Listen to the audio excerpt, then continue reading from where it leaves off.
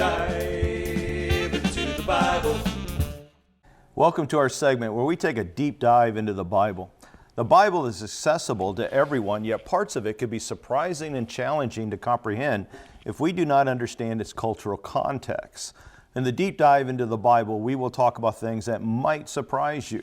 In this segment, we want to look at a weird passage found in Psalm 74, starting in verse 12, and it says this: "You, O God, are my King from ages past, bringing salvation to the earth. You split the sea by your strength and smashed the heads of the sea monsters." Now that's what we're looking at right there. You crushed the heads of the Leviathan and let the desert animals eat him. So, and verse 15 goes on to read, "You caused the springs and streams to gush forth. You dried up the rivers that never run dry." Verse 16 says, "Both day and night before belong to you. You made the starlight and the sun. You set the boundaries of the earth, and you made both summer and winter."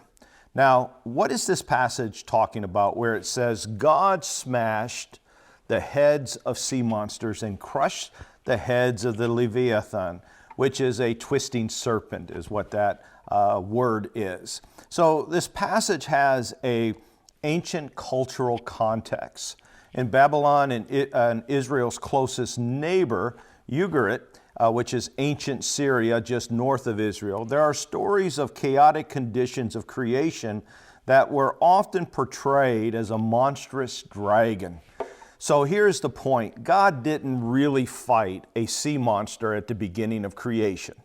That's what Psalm 74 is talking about, creation. So he didn't fight no sea monster when he was making the world. Instead, the ancient world saw the sea as unpredictably violent and unable to be tamed.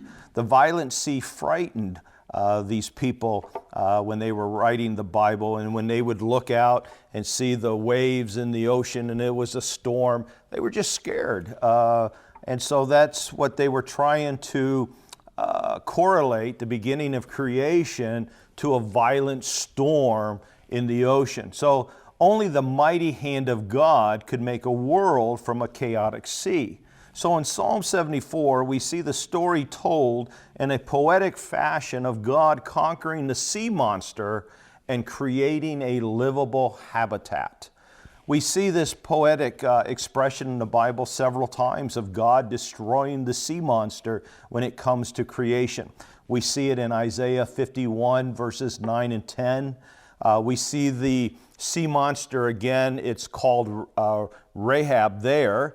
And this poetic imagery, the same imagery used in creation stories, other places in the Bible, effectively describes the birth of a new nation, Israel, after God led them out of Egypt and crossing the Red Sea. So that's what we see there in Isaiah. And so anytime God is creating something out of nothing, we see this poetic expression of him smashing this sea monster, or the head of a sea monster.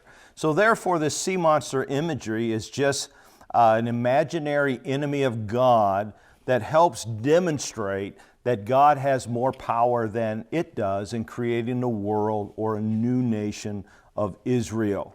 We also see the sea monster in Isaiah 27:1, again in the sea. And it is interesting that Revelation 21:1 refers back to Isaiah 27:1 when it explains that there will be no sea in the new heaven and the new earth, which is kind of interesting because the author of Revelation lets us know that the violent sea monster is now completely slain in the new heaven and the new earth. There's no sea for it to raise its head, and so there's no place for the forces of evil to reside. And so understanding the genre of scripture we are reading helps us understand these passages as poetry. So we see a beautiful picture of God destroying a sea monster in the creation and eventually removing the sea. Hence, there's nothing that can stand against God when God is trying to do something. So again, there is no sea monster that God smashed or destroyed when He created the world, or when He allowed or led Israel out of Egypt. There was no sea monster. It was just a poetic expression. So I hope you've enjoyed this week's view of Deep Dive into the Bible, where we deal with the cultural context of the Bible. Deep dive